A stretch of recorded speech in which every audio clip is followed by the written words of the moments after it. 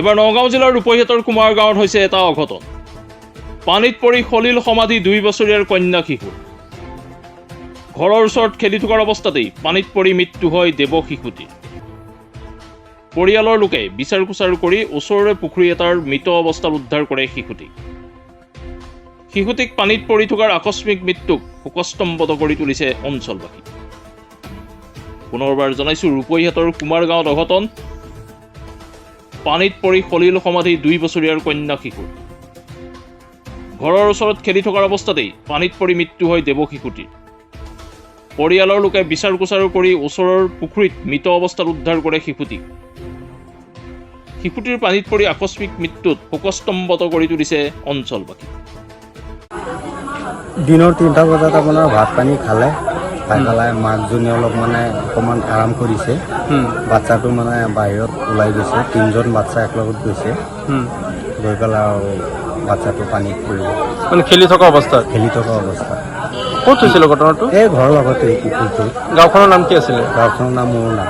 কেইবছৰ আছিল বয়সটো? বাচ্চাটো 3 বছৰ হোৱা নাই, 2 বছৰ পাৰ হৈ গ'ল, 2.5 বছৰ হৈছে আৰু।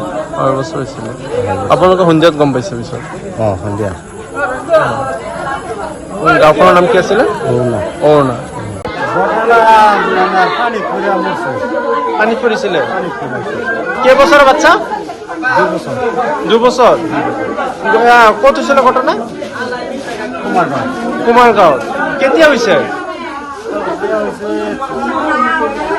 4টা বজাত। কি ছোৱালী নে ল'ৰা আছে? ছোৱালী।